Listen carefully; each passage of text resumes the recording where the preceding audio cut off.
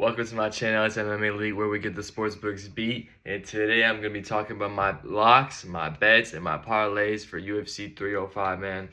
I'm ready for this card. I feel like I got some good bets set, ready to go. And yeah, I'm going to go ahead and talk about that to you guys. Here we go. We're going to start off with the locks. We're going to get straight into it. But before we get straight into it, go ahead and join my Discord if you haven't already, man. We're 135 members strong, growing every single day. And yeah, it's a great place to be. Discuss your picks, discuss your opinions. If you're not sure who to pick, you know, we got a community full of people who are here to help you out, try to figure out that right pick. But let's go ahead and straight to my locks, man. We got Song Kanal money line. I feel like the value there is amazing.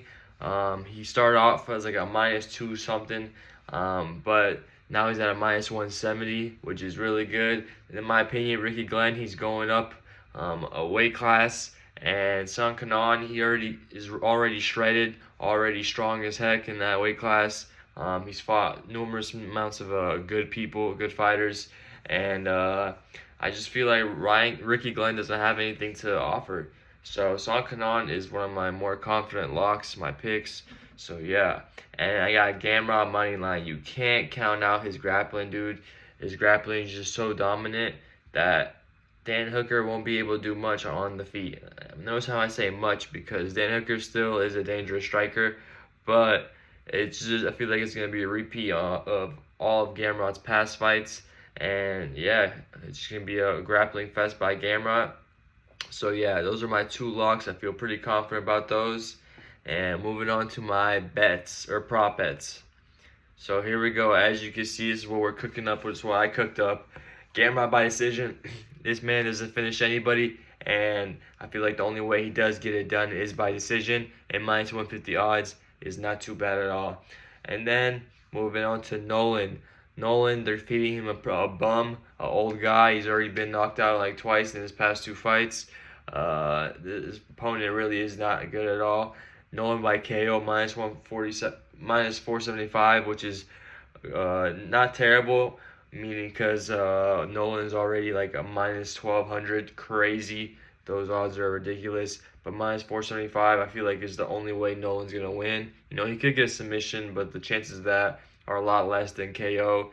And yeah, or if you want to play it even a little bit more riskier, Nolan by round 1. You know, all his fights have ended pretty much in round 1, and there's no reason why he shouldn't be able to finish this guy in round 1. So -160 odds are not bad for that play either, if you do decide to take that. Kanan for over 1.5. I feel like there's value on this one too. Kanan's fights, a lot of them do go to decision. It's same with Ricky Glenn. And round and a half is not too bad. The only half the fight has to go through. That's just not bad at all. -144. I like that. Then we got Jack Jenkins by KO. He's fighting Herbert Burns. Herbert Burns is only good on the ground. If it's on the feet, he really can't do much. And Jack Jenkins, you know, he does have those really strong leg kicks. I could see that being a problem. I could see Herbert Burns even giving up because of the leg kicks. And yeah, he has pretty good hands as well. Jack Jenkins by KO -225 is not bad at all, in my opinion. And then for my riskiest prop of the card, I got Ramos by decision, right? Ramos is my pick for this card as the underdog.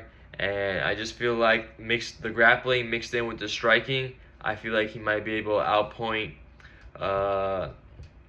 Kulibao in their fight. So yeah, I do like that decision +300. Would be really good to add to a parlay. If I had to give like a confidence level on that one, I'd probably give like a 6.5 out of 10. You know, or maybe even 7. So I'd stick with the 6.5. But yeah, I feel like that could really happen. Honestly, I could see that fight going that way. Moving on to my parlays, man. We got Kanan money line at -170. Combine that with Gamrot by decision, -150. Boom, +165. I really like that one. I can see that doing really good. I can see that hitting for sure. Next, we got Kanan over 1.5 at 144 odds. mixed within Jack Jenkins by KO minus 225 for a total of plus 145. That's not too bad either. And then we got Adesanya for over 2.5 rounds. I feel like this fight goes to distance or even close to distance. I feel like both have the capability to knock out each other. I can see Dricus coming in and getting caught by something. Adesanya might get overwhelmed with pressure. I really don't see Adesanya get knocked out, to be honest. If Alex could barely knock out Adesanya, he didn't even have him out cold. He just had him wobbled pretty well. So yeah, Adesanya over 2.5. I feel like it's pretty safe.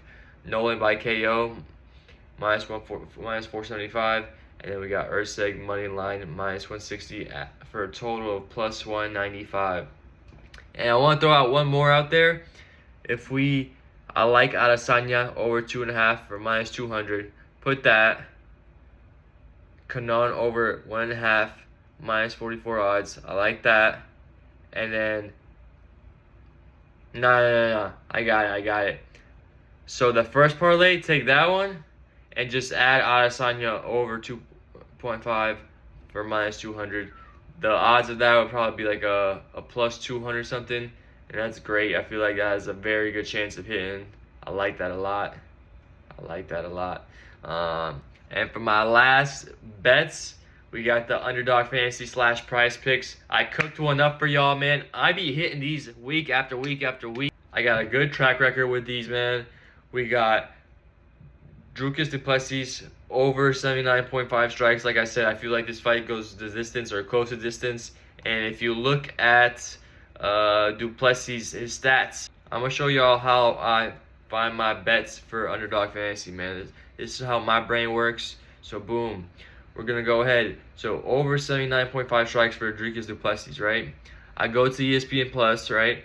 And I scroll down to, I go to stats, and I look at his stats, right? So his only 5-round fight has been Sean Strickland, right? And as you can see, he landed 140 significant strikes. If you look at his 3-round fights, or not, Robert Whittaker was a 2-round fight, and I believe Brunson was a 2-round fight as well. So in just 2 rounds, he's been able to get 74 and 84 strikes landed. So this should be no problems. 80 strikes, that's a lock right there in my opinion. And then I got Gamrot for the fight to go the distance, 15 minutes pretty much higher than 14.99 minutes. So yeah, those 2 locks, man. Come back after the fights. You guys will see that this hit, and a lot of my bets right here have hit as well. But that's gonna wrap this video up, man. If you did enjoy, please leave a like, go ahead and comment and subscribe for me.